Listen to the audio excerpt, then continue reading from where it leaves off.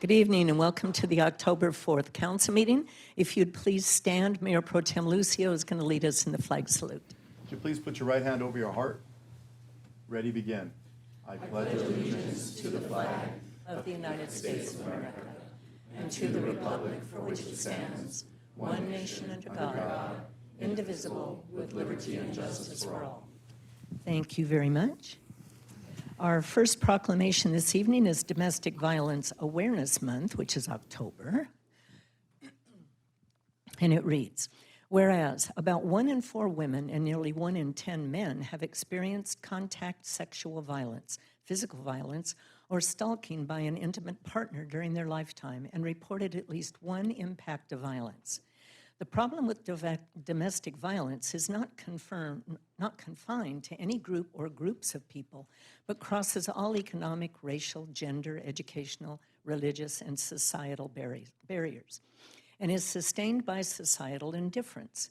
The crime of domestic violence violates an individual's privacy, dignity, security, and humanity due to the systematic use of physical, emotional, sexual, psychological, and economic control and/or abuse. Approximately 11 million women and 5 million men who reported experiencing contact sexual violence, physical violence, or stalking by an intimate partner in their lifetime said that they first experienced these forms of violence before the age of 18. Victims of violence should have access to medical and legal services, counseling, transitional housing, and other supportive services so they can escape the cycle of abuse.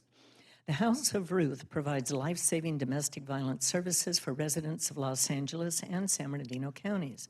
And whereas the City of Chino works closely with the County of San Bernardino to offer Choices Batterers Treatment, a court-mandated program to help individuals identify and manage anger issues, the City of Chino is committed to working in partnership to increase public awareness of domestic violence and to eliminate it through prevention and education. Now, therefore, I, Eunice Miloa, Mayor of the City of Chino, do hereby proclaim October 2022 as Domestic Violence Awareness Month and urge all citizens to work toward the elimination of domestic violence in our community. I'd like to call up Carrie Franco, our Community Services Coordinator, and I'd like to call up Pat Bell, Executive Director and CEO of the House of Ruth. I'd like to present you with this proclamation and have you say a few words. Mayor Ulloa, members of the council, thank you very much for this proclamation and for recognizing October as Domestic Violence Awareness Month. The City of Chino Human Services provides counseling and resources for those in our community that are in need of help. Additionally, just like you said, we offer court-mandated anger management classes to help decrease the violence. So if you or someone you know is experiencing and needs help, please call 909-334-3259. It's my pleasure this evening to also welcome up here with me Pat Bell, Executive Director from House of Ruth. Thank you very much. It's always a pleasure to be here every year during October and see all of the friendly faces in the City of Chino. We truly appreciate your support, and we are happy to be able to provide safety for your families and the residents that live in your city, and we're able to help them take those next steps onto safety so that they can ensure that they live a healthy, happy life with their future partners. So thank you very much for recognizing us this month. We appreciate the proclamation, and we will see you again next year. Thank you.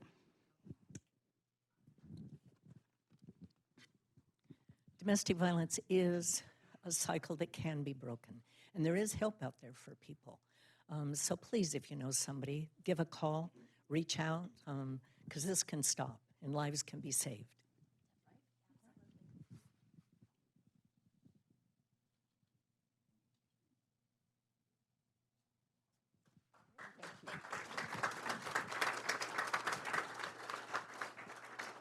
Next, we have Community Planning Month, also October. I'd like to call up Planning Commission Chairman Kevin Cisneros and any other members of the Planning Commission that are here today. Your whole crew. My goodness. Okay, whereas change is constant and affects all cities, towns, suburbs, counties, rural areas, and other places, community planning and plans can help manage this change in a way that provides better choices for how people work and live. Community planning provides an opportunity for all residents to be meaningfully involved in making choices that determine the future of their community. And whereas the full benefits of planning require public officials and citizens who understand, support, and demand excellence in planning and plan implementation. It's one of those nights. Oh my goodness. And so whereas the month of October is designated as National Community Planning Month throughout the United States of America and its territories, the American Planning Association and its professional institute, the American Institute of Certified Planners, endorse National Community Planning Month as an opportunity to highlight the contributions sound planning and plan implementation make to the quality of our settlements and environment. The celebration of National Community Planning Month gives us the opportunity to publicly recognize the participation and dedication of the members of the Chino Planning Commission and other citizen planners who have contributed their time and expertise to the improvement of the city of Chino. And whereas we recognize the many and valuable contributions made by the professional city planners of the city of Chino and extend our heartfelt thanks for the continued commitment to public service by these professionals. Now, therefore, I, Eunice Emilua, Mayor of the City of Chino, do hereby proclaim October 2022 as Community Planning Month and urge everyone to support our Planning Commission and support our community. Excellent. Thank you, Mayor. Yes, I would love to introduce our commissioners. We have Vice Chair Alexandris, we have Commissioner Fraga, Commissioner Burton, Commissioner Lewis, Commissioner Vieira, Commissioner Blanchard, and we also have Warren, who is a director in the department as well. And we just want to, on behalf of the Planning Commission, I want to thank you for the opportunity to serve you, our city council, and our residents as planning commissioners. We take our jobs and responsibilities very seriously. We look at every project closely to make sure that we're developing the city with balance, that it meets our general plan, Measure M, and of course the current zoning that we have.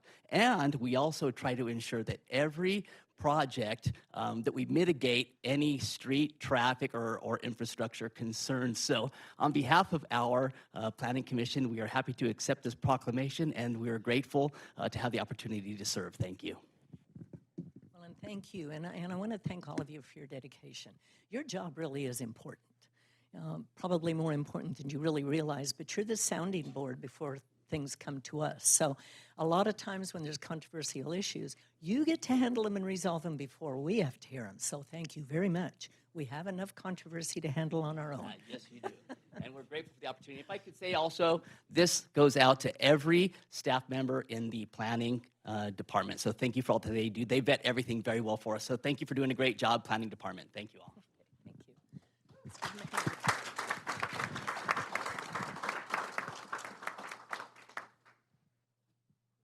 Awesome. Thank you. Thank you. Thanks. Thank you, Jimmy. Thanks, Kurt. Well, these are Planning Commission. Okay, next we have Fire Prevention Week, which is October 9th through the 15th. I'd like to call up Fire Chief Dave Williams to accept the proclamation. And any other fire department personnel that are here. How about that? Whereas this week commemorates the Great Chicago Fire of 1871, which killed more than 250 people, left 100,000 homeless, destroyed more than 17,400 buildings, and burned more than 2,000 acres. And whereas in 2020, a home structure fire was reported every 89 seconds. A home fire death occurred every 3 hours and 24 minutes, and a home fire injury occurred every 46 minutes, according to the National Fire Protection Association. So that's not just in Chino, that's everywhere, right? Right, good heavens. The month of October represents the 100th anniversary of Fire Prevention Week, with Fire Prevention Week being the nation's longest running public health observation on record. The 2022 Fire Prevention Week theme, Fires Won't Wait, Plan Your Escape, effectively serves to remind us of the importance of having a home escape plan and practicing it. The Chino Valley Independent Fire District is committed to the safety of life and property from devastating effects of fire. The Chino Valley Independent Fire District is joined by the City of Chino Hills, County of San Bernardino, and the Chino Valley Fire Foundation, as well as other emergency service providers, businesses, schools, service clubs, and organizations in their fire safety efforts.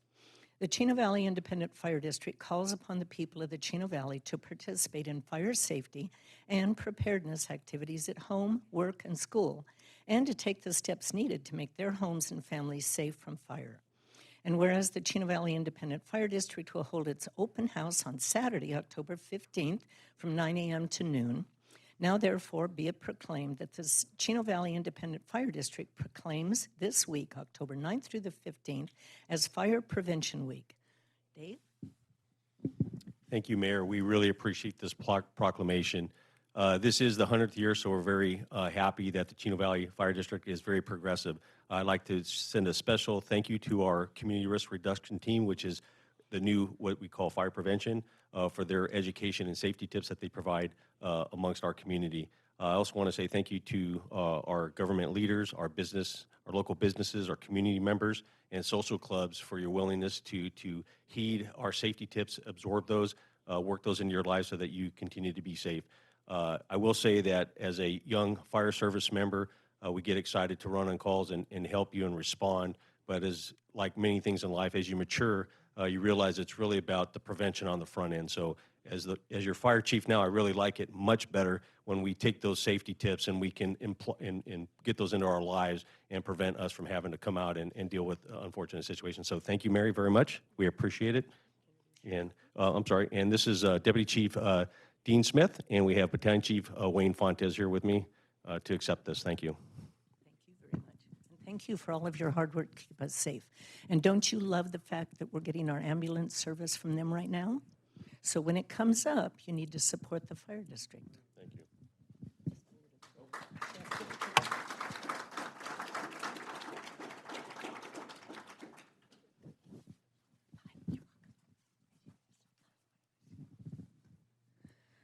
Okay, our business of the month this month was unable to attend this evening, so we're going to invite them back on November 1st.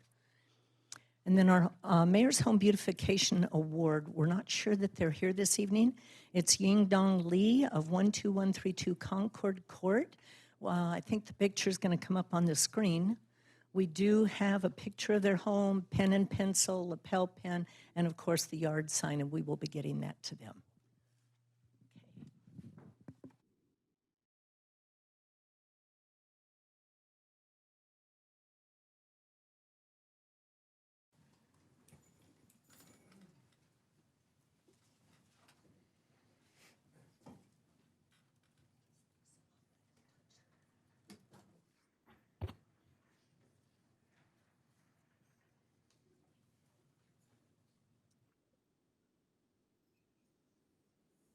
Or additions? No changes tonight, Mayor. Okay, thank you. Under public announcements, Harvest Festival and Barn Raising. First, come on out to the 3rd Annual Harvest Festival and Barn Raising on Saturday, October 8th from 10 a.m. to 2 p.m. at the Old Schoolhouse Museum located at 5493 B Street. This is a collaborative event between the City of Chino and the Chino Valley Historical Society and offers all families in attendance a chance to participate in free and fun events, including a barn raising ceremony, seed planting, butter churning, museum exhibits, and a cow milking demonstration. For more information, please contact the Old Schoolhouse Museum. at 909-334-3278. Then we have pumpkin carving for teens.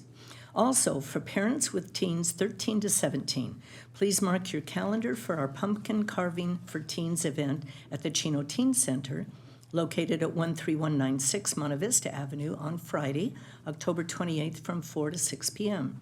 Space is limited, so please make sure you register your teen so that they can carve pumpkins and enjoy snacks while being with their friends. For more information, please call the Neighborhood Activity Center at 909-334-3260.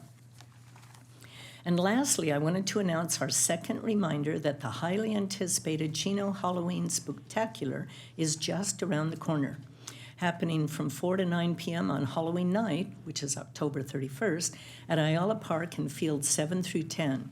This family-friendly event gives everyone the chance to enjoy games, crafts, trick-or-treating, costume contests, free carnival rides, and great food. For more information, please contact the Carolyn Owens Community Center at 909-334-3258 or email us at communityservices@cityofchino.org.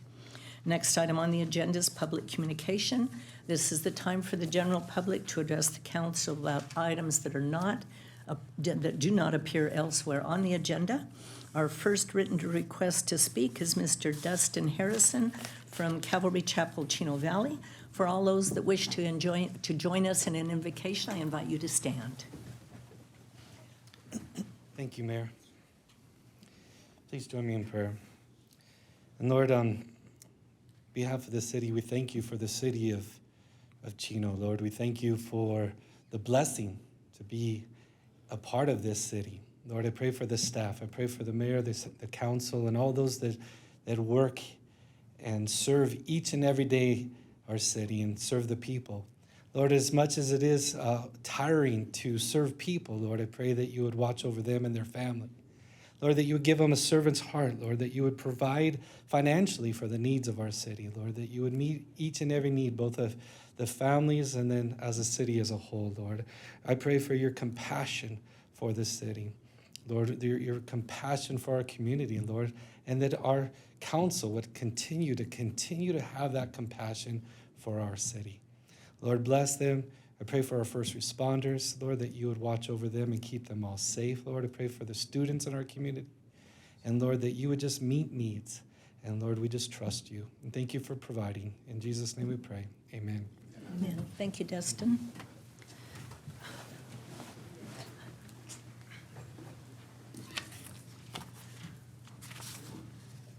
Okay, the next written request to speak is Melissa Campani from Supervisor Kurt Hagman's office. Well, good evening, Mayor Ulloa, Mayor Pro Tem Lucio, council members, staff, and of course, community. I am here tonight. Supervisor Hagman asked me to stop by and make a couple of announcements for local community events. Just to start off so that you know, anytime Supervisor Hagman has an event, they are free events. The first one has been very popular, as a matter of fact. It will be taking place on Saturday, October the 15th. That will be the document shredding event. This time around, he is partnering with the Ontario Police Department. The location will be 2500 South Archibald Avenue in the city of Ontario. You can pre-register if you like at sbcshredding.eventbrite.com. We do ask that you limit your shredding materials to 3 standard size boxes so that we can have enough space for all of the residents who wish to participate. Once again, that is a free event. And we do have another very important event coming. This would be the Veterans Claims event, which will be happening November the 9th from 10 a.m. to 2 p.m. This will be taking place at the local district office in the city of Chino Hills. The address is 14010 City Center Drive. The Veteran Department will be there to assist veterans, and we do ask that they bring their DD Form 214. All services are provided free of charge. So we do offer assistance mainly in filling out paperwork and finding out how to file those compensation claims. I know a lot of veterans have had problems doing that, and this really, really helps. So please tell your friends and family if you know of any veterans who might need assistance. This is a very good opportunity. Once again, you can sign up on Eventbrite in advance if you like. However, it is first come, first serve, and we do plan on serving a little luncheon to those. We hope the wait's not too long, but if it is, we're going to feed you a little bit of a lunch, hamburger, hot dog sort of thing. So we hope to see you there. Thank you. Thank you, Melissa. Now, the next written request to speak, the person that filled it out did not put their name down, but it's about the Chino Valley Leadership Collaborative Roundtable. So you're going to have to announce your own name. I'm sorry about that. I think I got so nervous filling it out that I forgot to introduce myself. But I'm Julia Cabrera. I'm the new Community Engagement Director for the Chamber of Commerce. I'm here to announce something very exciting. As part of our Upskill Chino Valley initiative, we've created a very comprehensive program that we're titling the Chino Valley Leadership Collaborative. It's a 10-month-long program where participants will meet once a month for a full day for themed days. So, for example, we're having a Chino Day, Chino Hills Day, Public Safety Day, and I'm proud to announce that we have big support from our fire department. They're actually sending one of their lieutenants through the program as well. So we're having around 15 to 25 folks is what we're trying to aim for, who are paying and donating their time to this initiative. And it's a way for them to tour various organizations. I would also invite you guys to be part of it if you would like to donate your time as well. But we're very excited about it. It's the first of its kind in Chino Valley. Many chambers of commerce in other cities have it. And so we're trying to make it our own, where we're also inviting students from our school district to participate in the Leadership Collaborative as well. All of this is because we've been hearing a lot of fear from our organizations about what the workforce is going to look like 3 years from now. So we're hoping that with this initiative and amongst our other initiatives that we're putting on at the Chamber, we can sort of help with that. So I have flyers with me if you would like to take a look at it. It kind of goes into detail of what the full days are and what the commitment looks like. And I actually would love if you would all be a part of our Chino Day so that our participants can kind of get to know who you are, your initiatives, your history here in Chino as well. Well, I'm sure we'll all look at our calendars to see if we can be there. But I would like to ask you to give one to our chief. Yeah. Because if the fire department is participating, there's competition between the two. They give you 2 lieutenants. Yes. Yeah. So please give one to Rep. Yeah. West as well.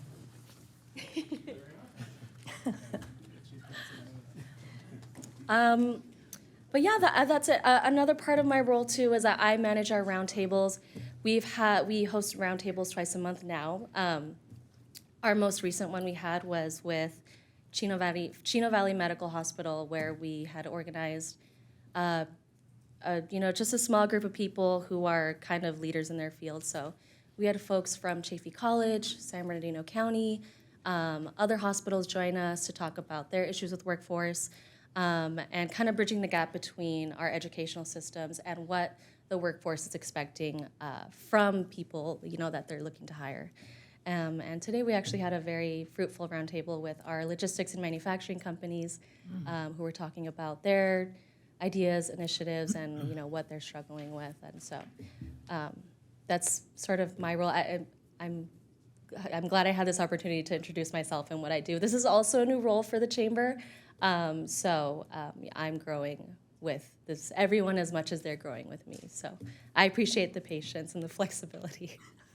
Well, congratulations and thank you for being here this evening. Thank you. Yeah, I look forward to reaching out to you guys. And it was nice seeing you and your sister the other day and your mom. Yeah, it was nice. Thank you. Thank you. You can give those flyers to Angela and she'll get them to us.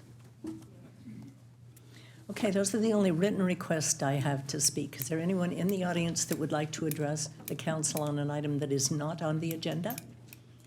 Okay, seeing none, we'll move on to the consent calendar. Do any council members wish to have any items pulled? No? Then I would entertain a motion and a second, please. Motion from Mayor Pro Tem Lucio, second from Councilperson Comstock.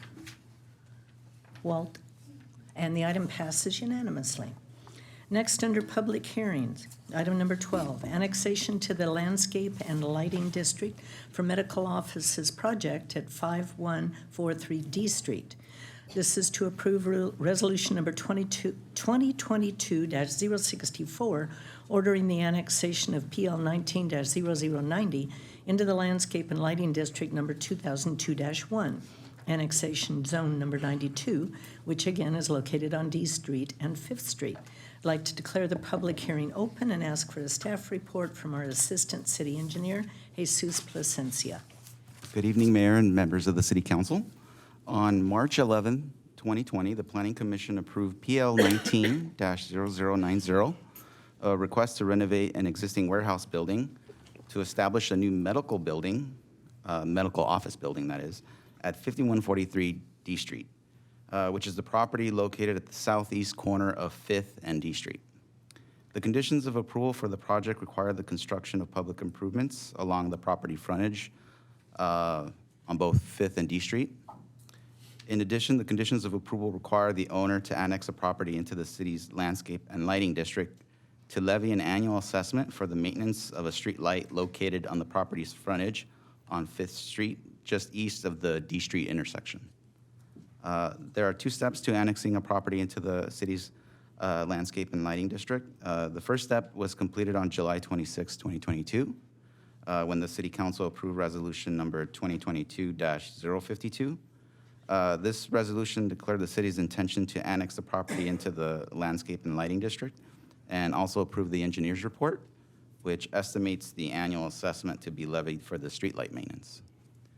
The second step in the process is conducting the public hearing tonight.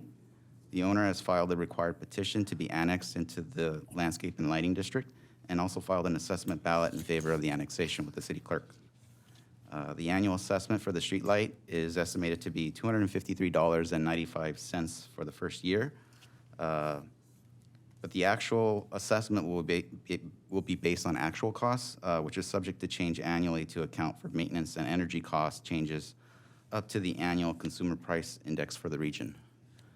Therefore, city staff recommends that the City Council approve resolution number 2022-064, ordering the annexation of PL 19-0090 into the Landscape and Lighting District number 2002-1, Zone 92. And that concludes my report. Thank you very much, Jesus. Is there anyone in the audience that would like to address the council on this item? Okay, seeing none, I'll close the public hearing. Council comments or questions? I have a comment. Karen? This is the old White Stowing building, right, Jesus? That's correct. Yeah, it's going to be nice to see a nice new building down there and to see the improvements that will bring to that part of our community. So thank you. Of course, thank you. Okay, with that, I would entertain a motion and a second, please. Motion from Councilperson Flores, second from Mayor Pro Tem Lucio, and the item passes unanimously. Next, under new business, number 13, introduction of ordinance number 2022-016, amending chapters 5.04, 5.020, and 5.24 of the Chino Municipal Code regulating business license. Introduction of this ordinance amending those chapters and regulating the business licenses. Our staff report will be provided by our billing manager, Nikki Love. Good evening, Mayor Ulloa and members of the City Council. Over time, staff has identified the need to revise various sections of the city's business license permit provisions of chapters 5.04, 5.20, and 5.24 of the Chino Municipal Code to streamline the operations and best promote public peace, safety, health, and welfare of the community. The ordinance presented with this report accomplishes several changes as described. Currently, the code still refers to the Community Development Department, and staff recommends making the necessary correction to accurately reference the Development Services Department instead. Next, the current code states that a notice shall be published in a newspaper with local circulation containing the name of any business applying for special business permits, and to allow the public comment until 1 week after publication. Staff recommends removing this language from the code to allow timely processing of all special business permits. Next, in an effort to issue the special business permit in a timely manner, allowing our businesses to operate promptly, staff also recommends allowing the city manager or a designee appointed by the city manager to issue the special business permit. The proposed amendment to the code would allow the city manager the flexibility of having a designee issue or sign any special business permit certificates on their behalf. Staff also recommends an update to the description of live entertainment in Chapter 5.20.01 of the code. In addition to a live band, a disc jockey or DJ is one of the most common forms of live entertainment in this city. The proposed amendment to this section of the code would clarify that a DJ would require a live entertainment special business permit.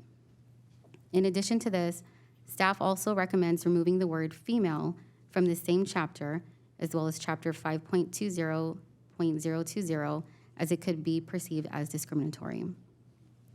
Staff is also recommending that the current special event vendor permit application process to be codified as the Municipal Code Chapter 5.04.540, Special Event Vendor Permit at approved special events. As the city continues to grow, the number of special events has increased. The city's current practice allows vendors to temporarily operate at approved special events. The number of vendors operating at approved special events has also increased.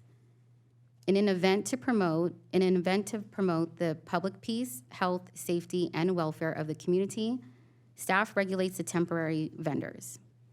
The practice will remain the same, and there will be no additional fees added.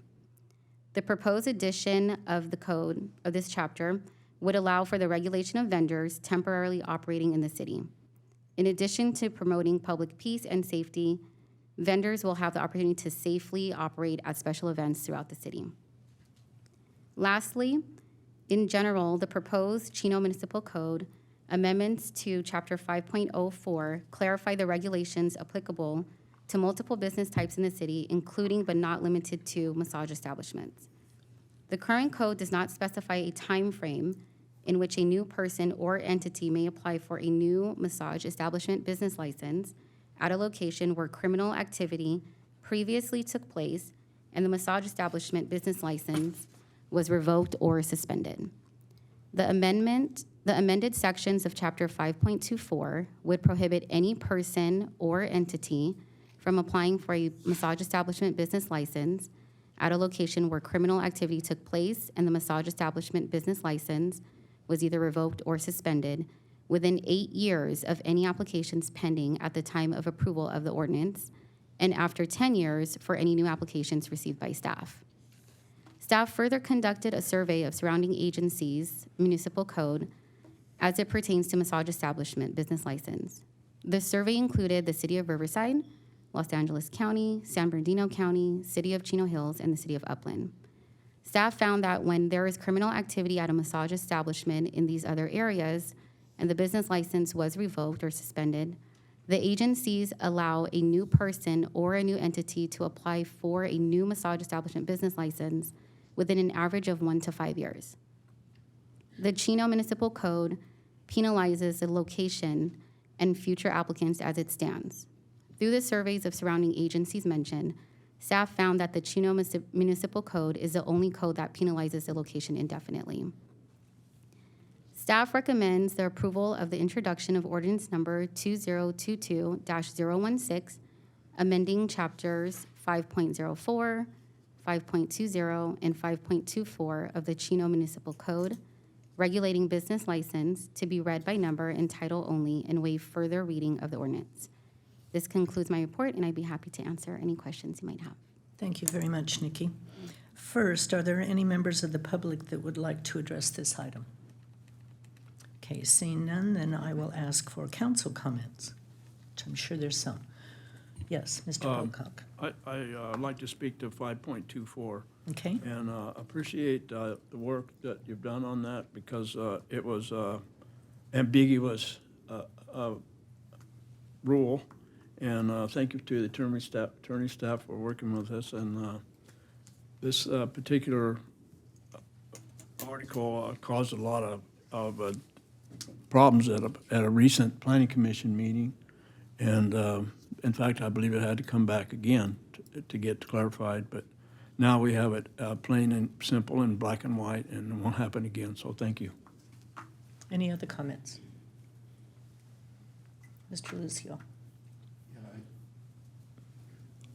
I just wanted, for the public, when you refer to a special business permit, what exactly does that cover? So there are certain businesses in our code that require a business license and other require an actual special business permit. And these activities are massage establishment, live entertainment, things that have a higher direct impact to the public. Okay. Any other questions? Okay, any other comments, questions? Karen? Thank you, Mayor.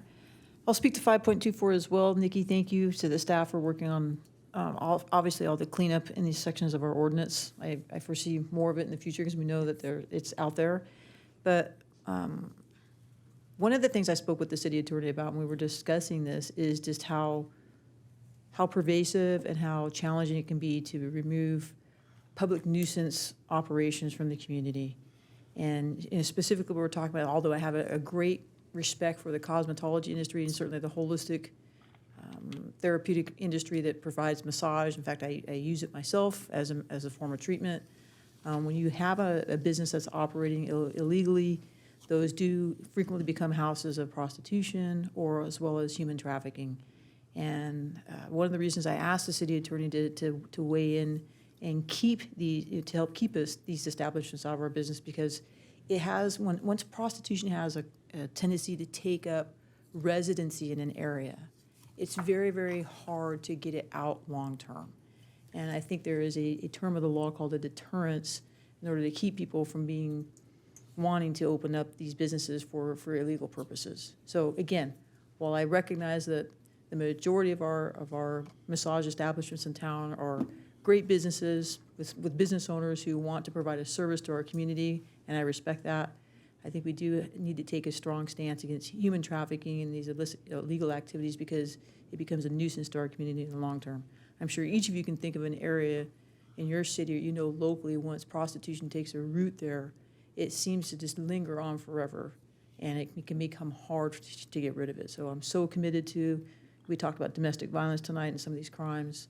I'm just happy that staff stood firm with this ordinance, and thank you, Chief, as well for standing with us on this. We did a lot of work to remove a lot of those businesses from town. So those are my comments tonight. Thank you, Nikki. Thank you. I'd like to ask for chief input on this. Thank you, Mayor. I do agree. I believe this new ordinance gives clarity to the code, and I think it does provide that deterrent. When the state changed regulations back in 2014, we had a massive problem. We had 6 businesses within less than 2 years that were conducting illegal activity. And as Councilmember Comstock noted, we were able to root that out of our community and keep it from coming back. So I think this new ordinance provides for that. It provides the deterrent to keep it from coming, but yet it also allows for the property owner to not be indefinitely punished. So you're comfortable with the revision? I absolutely am. Great, thank you very much. Thank you. Any other comments from council members? Mark, you had something else to say? I know we're looking at this, so we're going to change it from, it used to be that the ordinance was 8 years, and then it was 10 years. And I know that some of the surrounding cities go between 1 and 5 years. Have we made a determination how many years we're going to set ours? Well, currently the ordinance is indefinitely, so the ordinance doesn't have a time frame. So we're allowing 8 years for any current pending applications, which we do have one, and then after that, it will be 10 years. Okay. So we're going to take a little bit harder stance than the rest of the cities where they Yes. do 1 to 5. Okay. I'm okay. Okay, Chris? I just have comments to 5.04. I think this is a huge win for our businesses in town. And I say that because, again, it's just streamlining the process of any business who's trying to, become a vendor or something like that at a special event. It's going to kind of cut all of that middle stuff out. And again, if you're a business here, you won't have to be necessarily applying for those special permits anymore. And again, if you're a business in town, I just think this is a huge win, and I expect and I can anticipate more wins like this as we continue to revise some of our old ordinances. So thank you, and thank you to the rest of our staff. Welcome. Thank Chris, you. I don't think it eliminates the process, it just shortens the time. Streamlines it. Okay, any other comments? Then I would entertain a motion in a second, please. Motion from Councilperson Comstock, second from Councilperson Flores. Item passes And then, unanimously. sorry, can I just? Oh, I'm sorry, I goofed. No, it's okay. It's just motioned in second, I haven't read the vote yet. Perfect. The ordinance is entitled An Ordinance of the City Council of the City of Chino, California, amending multiple sections of chapters 5.04, 5.20, and 5.24 of the Municipal Code regarding business licenses, live entertainment, and massage establishments. And the motion also waives further reading. Doggone it, and I even circled what I was supposed to do. Okay, the item passes unanimously. Doggone it. Okay. Item number 14, water and wastewater rate and solid waste and recycling rate study. This is to award and authorize a contract with Roundtable Financial Consultants Incorporated for utility rate study. And once again, our report will be provided by our billing manager, Ms. Nikki Love. Good evening, Mayor Ulloa and members of the City Council. Each year, the City of Chino reviews water, sewer, and storm drain rates to ensure the operating integrity of these systems. Over the last several years, water rates have increased in order to meet the rising costs of purchased water, as well as other maintenance and operational costs. Sewer and storm drain rates have also been adjusted according to their operational needs. In order to maintain Chino's water, sewer, and storm drain systems, and to ensure the highest quality of services for Chino residents and businesses, the city desires to perform a long-range financial analysis for these systems. This analysis would provide a comprehensive review of all regulatory and operating requirements, but most significantly, it will provide a review of existing and available rate structures and a recommendation of rates. The solid waste component of this rate study also includes the added service of food waste and residential customers in compliance with Senate Bill 1383, which was signed into law on September 19, 2016, directing public agencies to reduce organic waste disposal by 75% and increase edible food recovery by 20% by 2025. Finance staff have prepared a request for proposal for a comprehensive water and wastewater rate study consultant. The RFP was sent to qualified consulting firms as well as posted on the city's website. The city received 6 proposals in response to our requests. A review and selection committee comprised of Finance and Public Works Department staff was formed to review the proposals and interview selected firms. Based on the committee's review of the submitted proposals, in-house interviews, and the submitted fee, the committee recommends that the City Council award a contract to Roundtable Financial Consultants, Inc., and be awarded a contract to perform the city's water and wastewater rate study. The committee's selection is based on their professionalism, comprehensive proposal, depth of knowledge, and experience. Public Works staff also prepared a separate RFP for a comprehensive solid waste and recycling rate consultant that specified that the study would need to be in accordance with the current contract form and exclusive franchise agreement with Waste Management Services, the city's waste and recycling services contractor. The RFP was posted on the city's website and Planet Bids. There were no proposals received from the formal solicitation, which closed on August 22nd, 2022. After the closing date, 3 proposals were received and an informal review was conducted by Public Works. Roundtable was selected based on their depth of knowledge and experience dealing with the city's solid waste rates.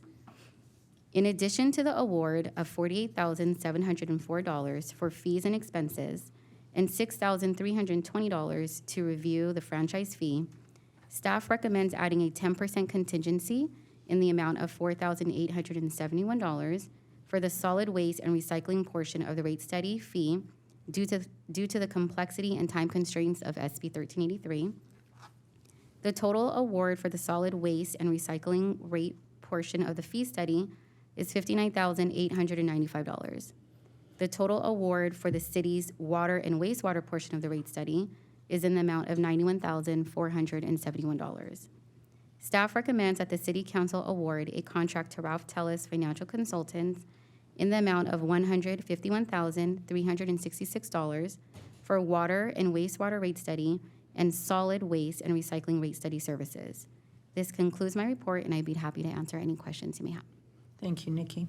I do have a question. That SB 1383, what does the state mean by edible food recovery? So there's a long list, and I think we've talked about it before, of all the things that you could put in an organics container and what you can't pick or put in there. And I think, I don't know if Palmer wants to speak to exactly what you can put in there.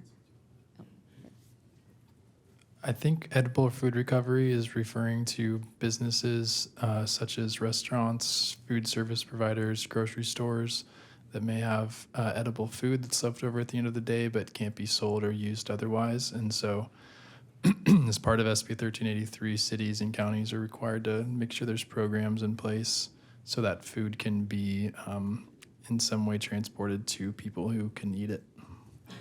Really? Yeah. So it can't be sold and it can't be given away, but they're going to collect it? I think the idea, and I don't know all the details of this, but I think the idea is that there is some amount of food that is being wasted.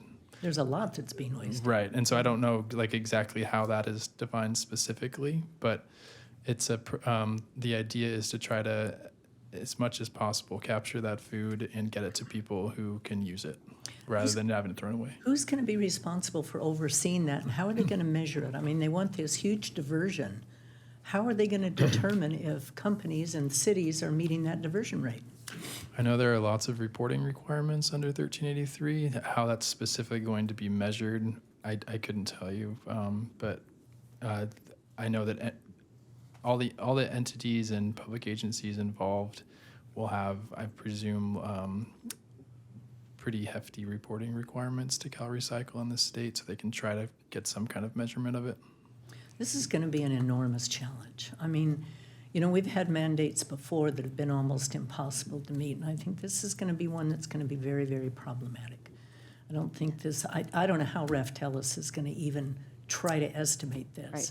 I mean, there's so much that's unknown right now. Right. It's just mind-boggling. Right, and that's why they're asking for the 10% contingency, but we'll work closely with Waste Management. They have plans to try to monitor what's being collected and the tonnage, and like you said, we have a lot of reporting that we'll be doing as well. I'm wondering if there are food pantries that are lining up to collect this food from grocery stores and restaurants, and if there's going to be a reporting requirement on them to report how much they're collecting. Linda, do you happen to know? Jocelyn Blakely's here. She actually handles this contract for us, so she might have some information that she can share to help clarify. Oh, okay. Hi, good evening, Mayor and members of the City Council. So for the food recovery Your microphone portion, up. oh, sorry. Tall. Can you hear me better? For the food recovery portion of it, that's a part of what we will be doing in addition to collecting the actual recyclable, the recycling food. So with that, there will be a whole process. A couple weeks ago, you guys accepted the grant that we will use for the SB 1383 activities. It will actually include most likely getting a consultant to help us with that portion of the program. This is going to be challenging. Yes. I've talked to quite a few other elected officials, and no one seems to be sure how this is going to work. It's brand new, and I believe that is what the biggest issue is. There is regulations coming from the state that require us to do certain activities, but we have never separated food. Right. So we don't know how much will really be in the waste once we go through this process. So it will most likely be revisited after we sort of quantify what it is that's being collected, look at what's being processed, and then see what we're going to do with it after that point. Right now, it'll go to a high diversion composting facility, and then they will reissue it or will reuse it and to close the gap, to close the loop. The other thing that concerns me, and I'm just curious about it, is if you read anything on composting, you do not put meat products in compost. oils or anything like that, and yet they want all of this combined to be composted. It's going to be very interesting to see how they keep, the rats and the mice and the smell, and it just turns putrid if you put meat and oils and stuff in it. I think they're going to have to change this regulation. I don't want to predict failure, but it just seems, Well, you know what? It came from the state. It came from the state. None of us are creating it. So, I mean, honestly, if they do have to redo it, then we'll have to do what they ask us to do. Well, at that bingo, time. you just hit the magic word. It came from the state. So this is going to be challenging. Well, thank you very much. Do you guys have any other questions about it? Questions or comments? I have a question. Jocelyn, did we just, as residents, get an extension from the state to do the food separation at our residential level? Do you know if we've been given an extension to try for We do cities to not be able- have it, sorry. for cities to figure that out? Did we get an extension? Residents, you have to put it in your green waste, which again makes no sense. In the green waste? In the green waste. You don't put it in the trash, you put it in the green waste. But we have not started the collection process for that yet. So Right. it will be after this rate study is done, then we'll do the 218 to establish the rates, and then we'll start it next year. So we haven't been given an extension, but we have let the state know what we're doing, what we're working toward to start our program. And I talked to Glenda Chavez today, and she was telling me that they purchased a facility up in Tulare where they're planning on sending all that composting up there. Can But you imagine the It's a long ways away. transportation costs? Exactly. Exactly. One of the issues with the regulation is that it has to go to a high diversion composting facility, so it can't go to any place there's not a lot of them that are already existing that are close by. So yeah, they purchased the one in Tulare, so we're able to take our waste there or our organics to be processed. And what my wife our does waste rates? is she just stores all the leftover food in one refrigerator. We have one in the garage, and then at the end of the week, she just puts it all in the green trash can. You have a special refrigerator? Yeah, well, it's not specifically for that, but that's what she's utilizing it for. I know it does. does. It I does. know. So that's why we don't take it out early. We take it out the day that the trash has come in, just to try to offset the smell. This is going to be horrible. The only thing I'll say is don't start throwing away our food in the green yet. Wait Yeah. until next year. Thank you very much. Thank you. Any other comments or questions? Walt? I have a question from Nikki.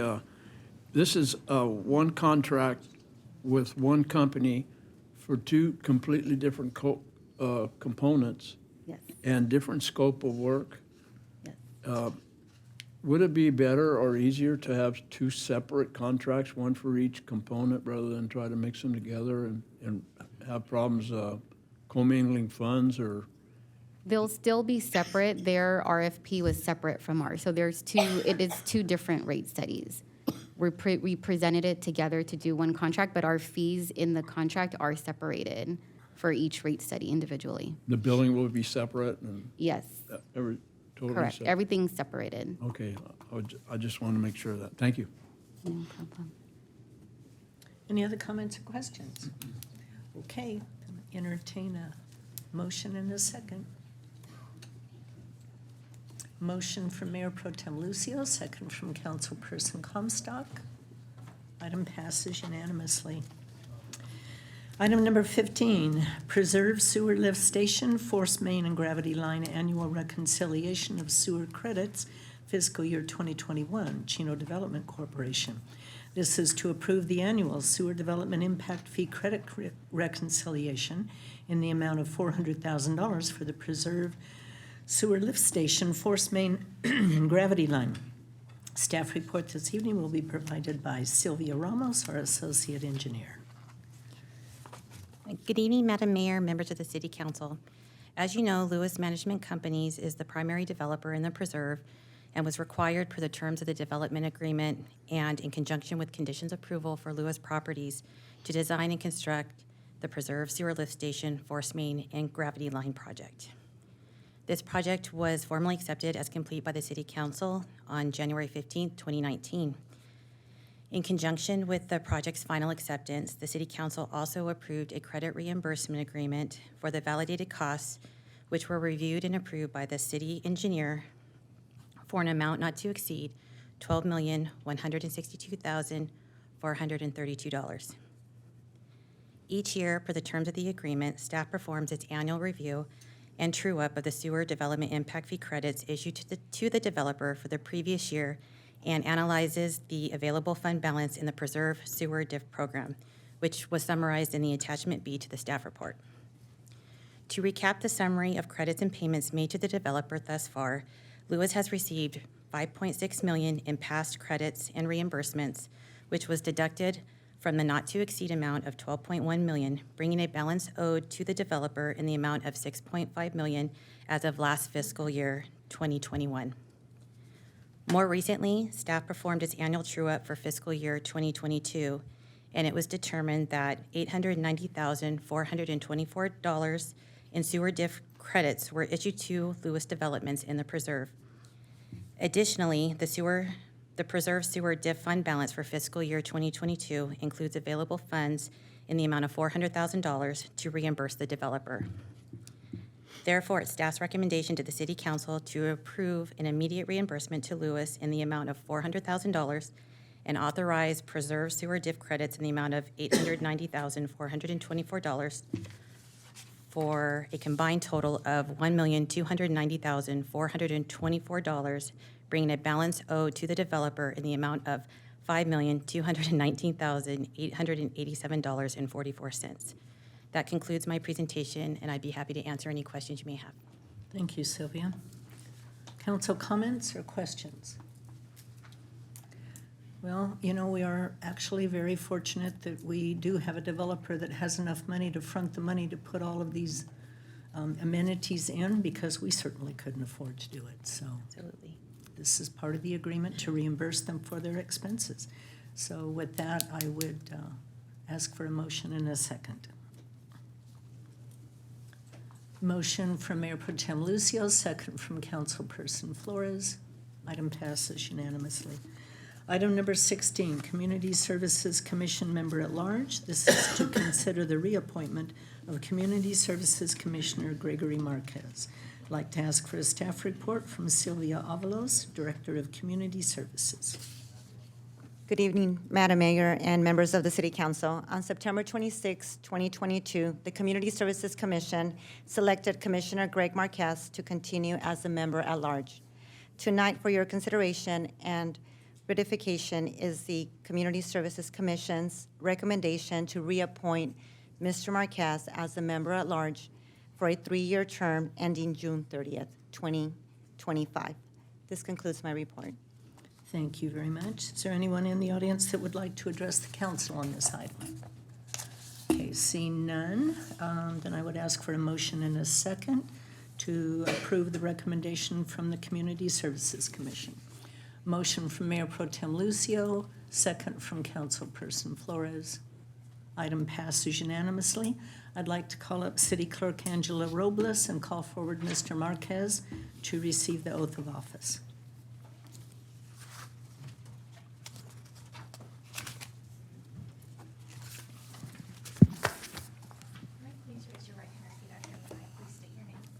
Gregory Marquez.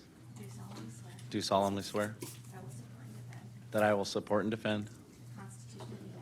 The Constitution of the United States. And the Constitution of the State of California. Against all enemies, foreign and domestic. Against all enemies, foreign and domestic. That I will bear true faith and allegiance. That I will bear true faith and allegiance. To the Constitution of the United States. To the Constitution of the United States. And the Constitution of the State of California. And to the Constitution of the State of California. That I take this obligation freely. That I take this obligation freely. Without any mental reservation. Without any mental reservation. Or purpose of evasion. Or purpose of evasion. And that I will well and faithfully discharge. And that I will well and faithfully discharge. The duties upon which I am about to enter. The duties upon which I am about to enter. Congratulations, and would you like to say a few words? I wasn't aware I was getting sworn in today, otherwise would have worn a suit, but and invited my family. But I just want to thank the Community Services Commission for their decision to reappoint me to the commission. I also want to thank council and our city manager, Dr. Linda Reich, for being a good boss on the Community Services Commission. I've enjoyed every moment that I've been on the commission, and it's a great opportunity to serve the community. I also want to thank everyone who applied for the community services position. I think with the reappointment process. It brought some new light to the Community Services Commission. There was a lot of interest. A lot of people actually contacted me to inquire about the Community Services Commission, and it's a great way to get involved in the community and learn about all the great people serving in our council, in our Community Services Division, and all of our city staff. So I just want to thank everyone who applied, and I would recommend applying again. It's a great position, a great commission to be on, and a great city to be a part of. Thank you.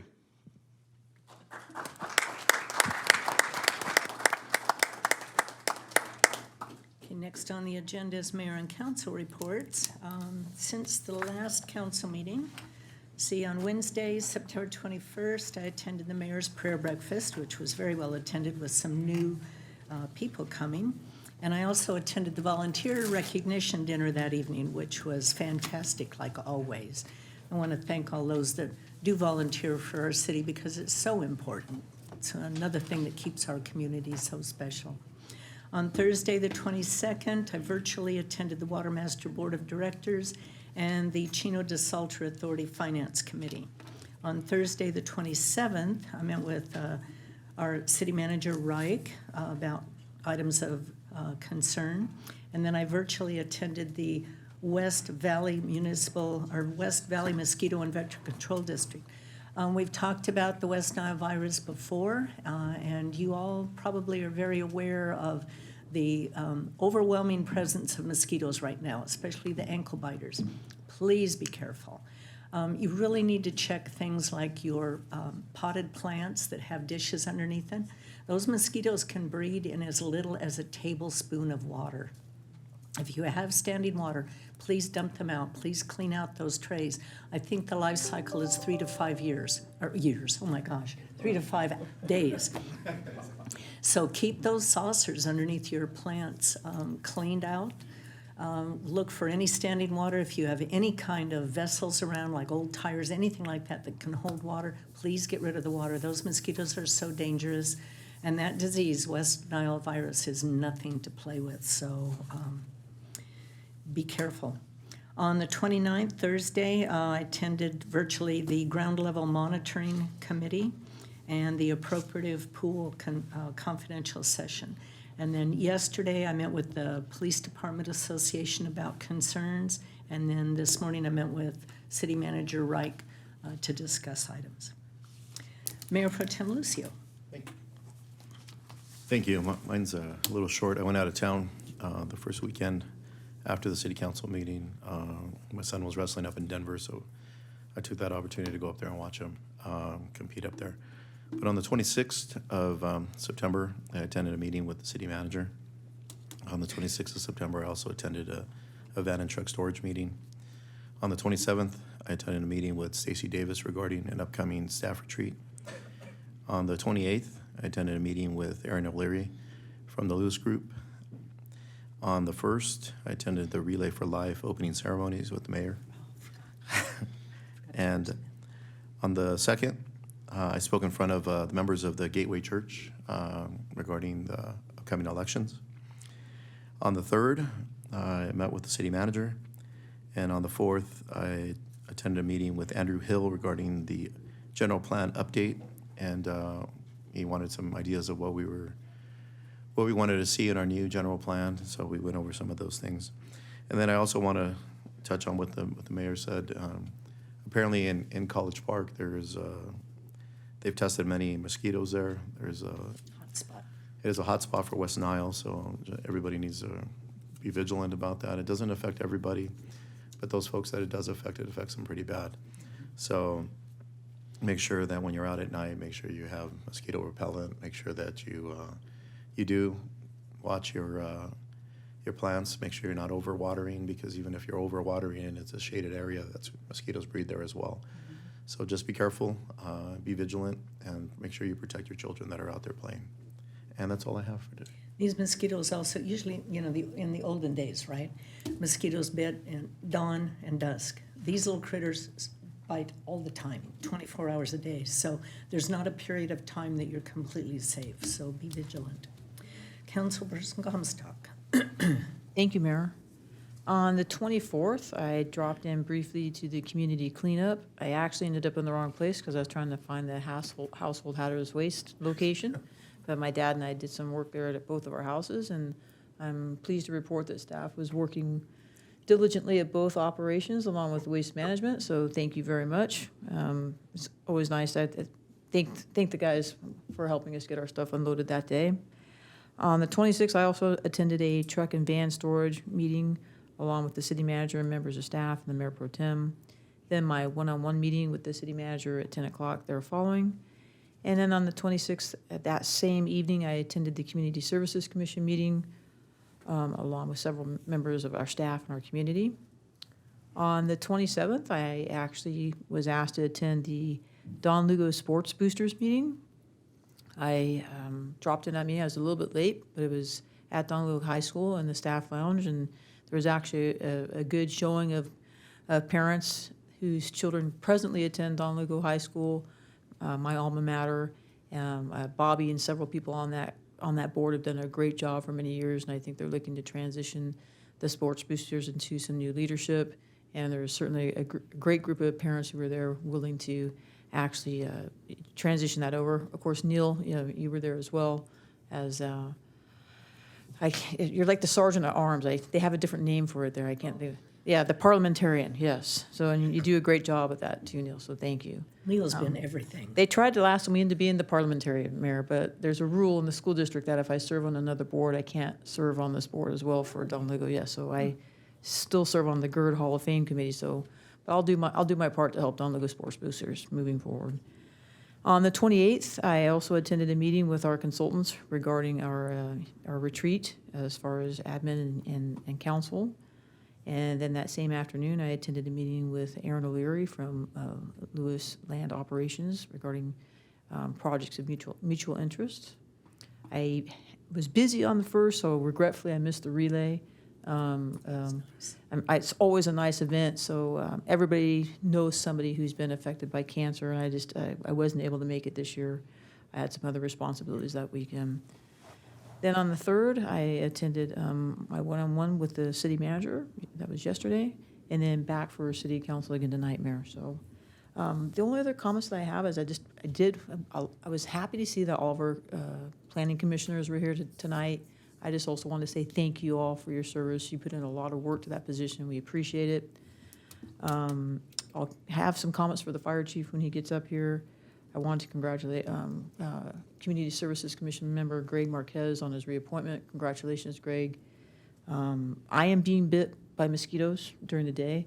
Oh, yeah. I don't like it, but I have read up on this, and you release a certain chemical on your body that they like. Mm-hmm. So if you're like me in a sugar cube for mosquitoes, wear your repellent.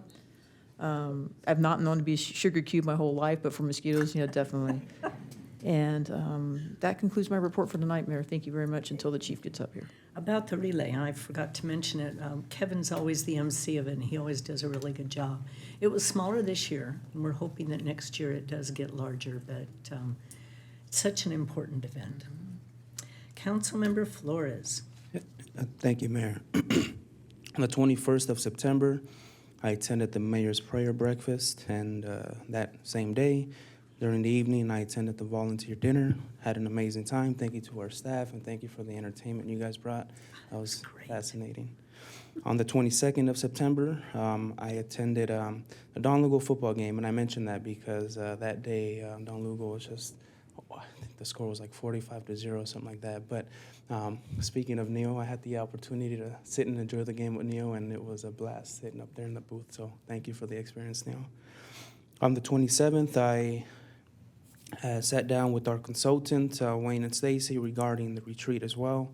On the 28th of September, I attended the Chaffee College Community Center Oversight Committee, and it was a great meeting, and I think some new proposed changes that we're having to the community center there is, if you guys have ever been to, I'm going to backtrack a little. This was proposed actually by Councilmember Walt Pocock, and at that meeting, what I proposed at the end was, again, if you guys have ever been there, you see that we have one projection and one white screen that comes down on the stage area. And if you're ever eating or something like that and you have your back your back towards the entertainment, you have to kind of turn around and stop eating to look at the presentation or the screen, whatever's being projected.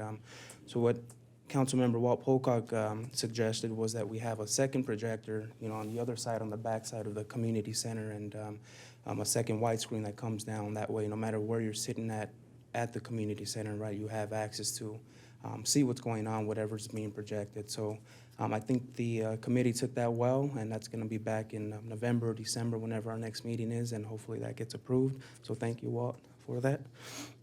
Let's see, on the that same day, I attended the installation dinner, Kiwanis installation dinner, so I just want to say congratulations to Chief for taking on the president's role there, and I'm sure you're going to do an amazing job, and I'm sure you're going to do an amazing job.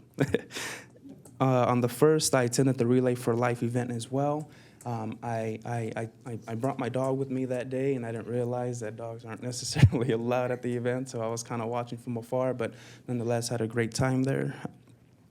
That same day, I went out door knocking, and I came across a few residents who had a lot of positive things to say, but I'll tell you, one resident I spoke with just had the utmost respect and just had the best things to say about our Public Works Department. So I just want to give a shout out to our Public Works Department.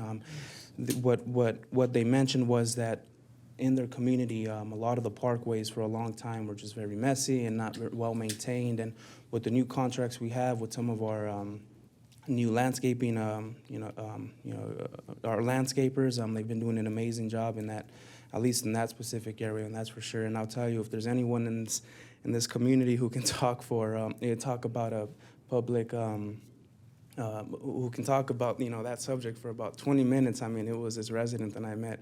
He just couldn't stop raving about our Public Works Department. So there you go.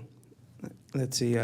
Today I attended my one-on-one with our city manager, Linda. We talked about many topics, but I think one thing I want to bring to light is the possibility or the idea of the city of Chino pursuing, when we talk about streams of income for the city, I think a great idea would be, and I know it's floated around for a while, but I want to bring this to light, is possibly introducing a billboard to the city, a billboard that allows a digital billboard that allows the city to market our events and any job applications that are open or anything like that.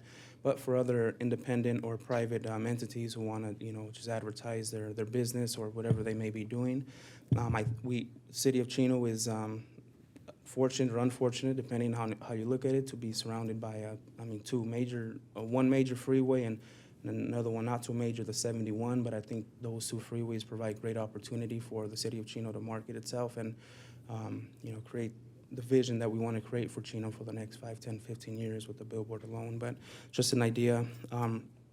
Regarding the mosquitoes, I am very, very, the mosquitoes tend to really love me. If you guys have ever seen me out in a short sleeve, you see I have a lot of marks on my arm, and I'll tell you, this is kind of personal. I probably shouldn't be sharing this, but I've had a few people reach out to me once, and they thought I was a former drug user, and I used to shoot myself up, and because I have a lot of marks on my arms. And I'll tell you, I promise you, that's not the case. These mosquitoes just absolutely love me, and my ankles, I'll tell you.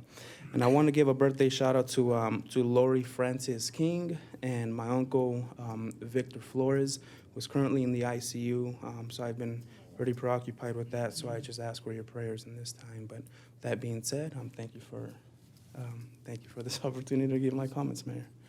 Sometimes it's too much information, but thank you. Oh, Councilmember Pocock. Thank you. On 21st, I attended the volunteer dinner also with our other council people, and I did notice that I couldn't see the screen, so I came up with that idea, and Chris, thank you for presenting it, and I hope it works. It was quite a dinner, quite a creative project the community services put on for the community volunteers. Thank you to the volunteers for what you do. The 22nd, I attended the YMCA Board of Directors virtually. 28th, it's not news anymore, but Kiwanis installed our own police chief, Wes Simmons, as president of the Chino Kiwanis. Congratulations, Wes.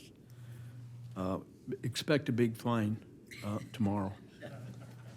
And on the 1st, I attended a Relay for Life opening ceremonies and proudly received a survivor's ribbon, which I'm very proud to wear.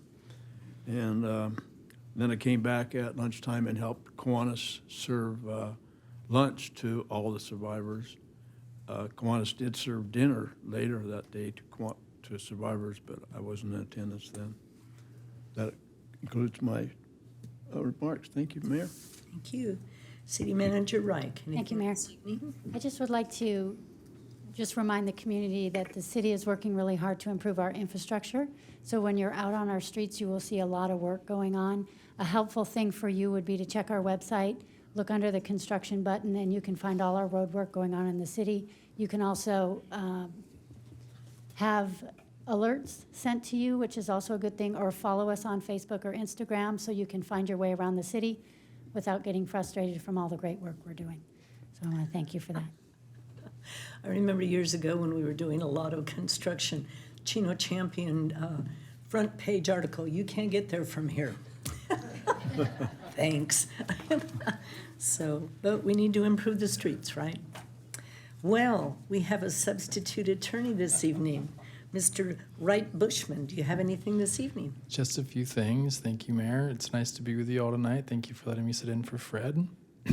I also wanted to say, as some of you may or may not know, September 30th is the last day for the governor to sign new bills into law, and there's always new bills every year. There's some big ones I've been aware of in the realm of housing, which seems to be a yearly event now.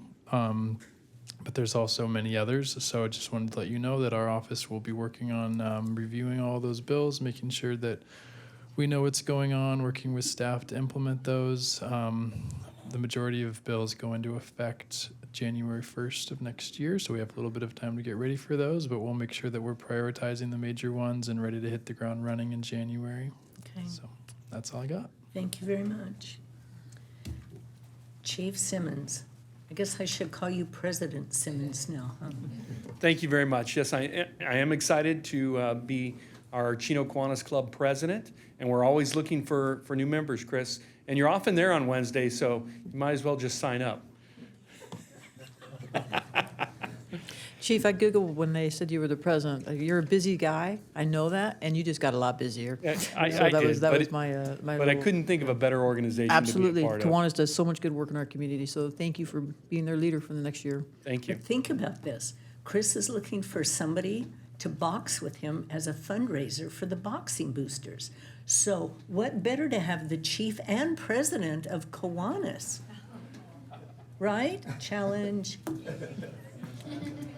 Thank you for that, Mayor. I will take that under consideration. All right. I muted my giggle button this time while I said it. So we do have a few events coming up that I'm excited to share with you. First of all, tomorrow is National Coffee with a Cop Day, and we will be at Painted Dough from 8 a.m. to 10 a.m. That's at 5702 Riverside Drive. And then we're going to move down to Canterbury at between 4 and 6 p.m. at 14521 Ramona Avenue. And that's just an opportunity for the community to come out and speak directly with their law enforcement, police officers, and dispatchers who are out there in the community. And then, of course, our annual community open house is going to be on October 29th, Saturday, from 10 a.m. to 2 p.m. And that is Halloween themed. We encourage our residents to come out. Last year we had a great turnout of families with their children dressed up. We'll have a haunted house. We'll have trick or treating and a whole lot of other things. A bunch of our community partners will be there as well, and more to come on that. And of course, as you notice by my pink patch here, October is Breast Cancer Awareness Month, and we're wearing our pink patches in recognition of that, in honor of the survivors and those struggling with that disease. We are going to be selling our pink patches and our T-shirts. In fact, I've got one of our T-shirts. So this is our 2022 t-shirt designed by our staff. Oh, that's cool. So Oh, that's nice. we'll be selling these t-shirts and patches. We will have some at the Coffee with a Cop event and our community open house for people who are interested. And of course, the funds raised goes back to cancer awareness. That's all I have tonight, unless you guys have any questions for me. Any questions or comments for the chief? Okay, thank you. You better start practicing boxing. Thank you. I'll get to work on that. Practicing dodging. Yes, dodging. Running into the corner, I think. Chief Williams. Maybe Chief Williams is up for the challenge too. No, we Chris. don't. Yeah, we don't want to do that. You don't want to do that? Mayor, council, good evening. Just want to report on our ambulance status. We did get offered to continue our ABH agreement in through October. Again, we keep asking, we keep being provided that opportunity, so we'll keep taking advantage of that until the county as a whole decides what they're going to do with the broader-based ambulance system. But for the month of September, we responded to 160 medical calls for service, and to date, we've responded to just under 6,000 in your very own Chino Valley Fire District ambulances at 5942, and we've transported just over 2,500 to the hospital. So we keep proving that the service that we're providing is done very well. I'd like to have Battalion Chief Wayne Fontes address. We were just involved in having something happen today, and I think it was a really good recognition, and it was his program, so I'd like him to speak to it. Okay. Hi, Mayor Ulloa and members of the City Council. So yeah, we went through a certification process with the state of California today to certify our hazardous materials team for a Type 2 team with the state. So what it does is just the goal was to create consistency with the state and surrounding jurisdictions. And this is specific to staffing, training, and especially the equipment that we have on the unit that we respond with. That's our hazardous materials unit. It's located at our Station 61, which is on Central and Schaefer, but it responds throughout our entire fire district as well as our neighboring jurisdictions. It's also now available to respond within the state of California if it's requested out as far as for mutual aid. So just wanted to say, like, this has been a program that we've been working on for many years with the support of our management staff and especially the support and the dedication of our hazardous materials team to prepare for this day.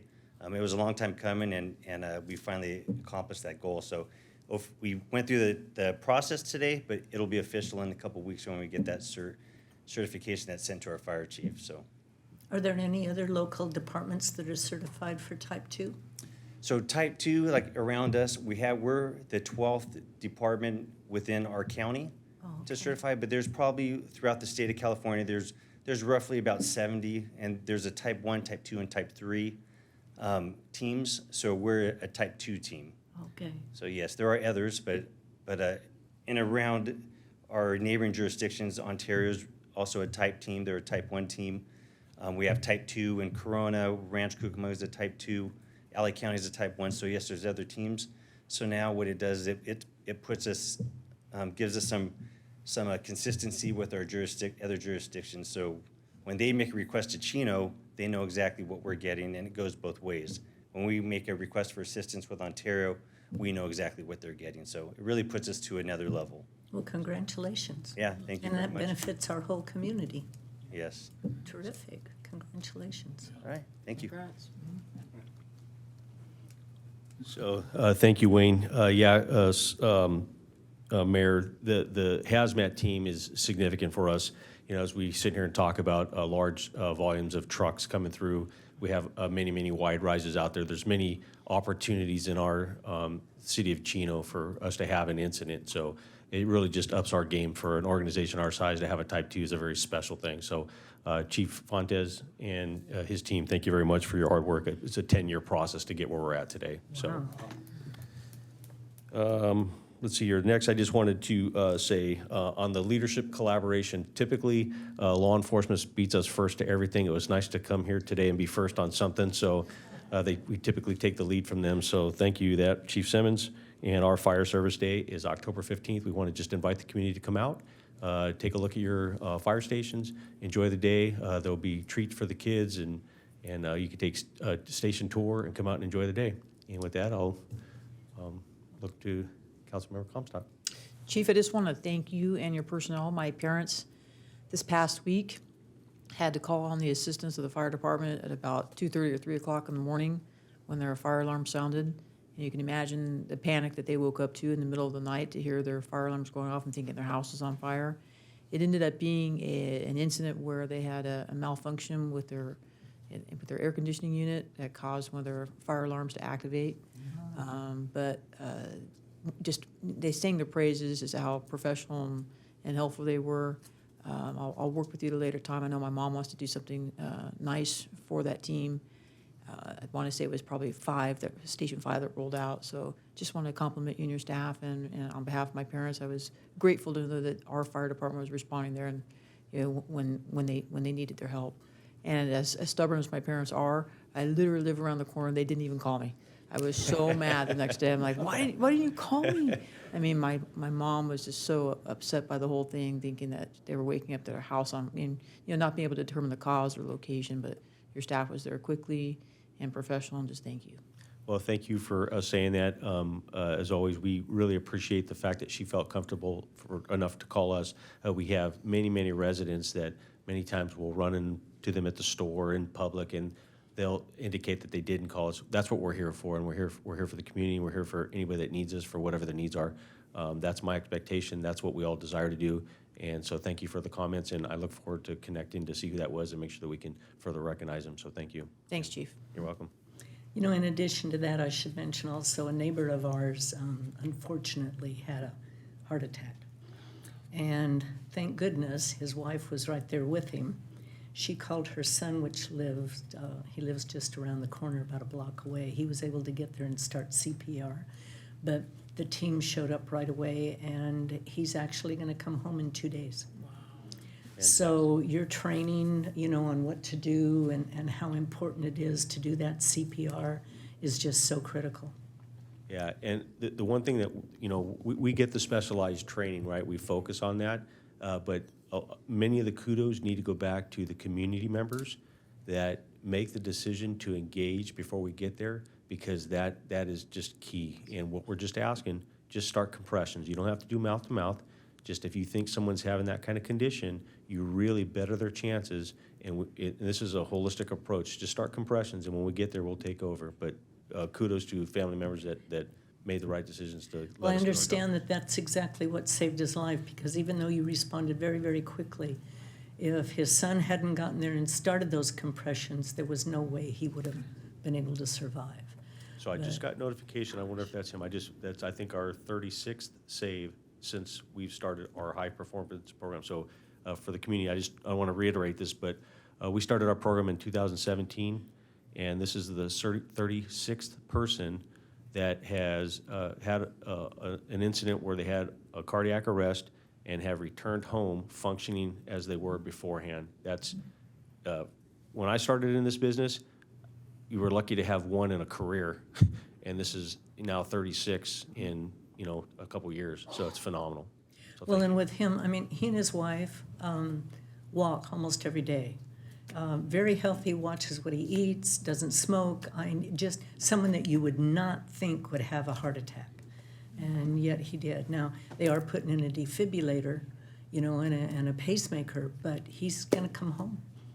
Yeah, it's amazing. So kudos again to all the training that you provide. I appreciate when you bring your team here and show the public what happens. I was at a meeting with the PD the other day at Canateros, and right there on the wall was the AED, and it's amazing what our community has that other communities don't have, and it saves lives. Yeah, and social clubs and business owners that are out there, if you have a desire to have an AED in your business, please reach out to the fire district and connect with us, and we'll see if we can make that happen for you. Going back to our open house, we do have some flyers here.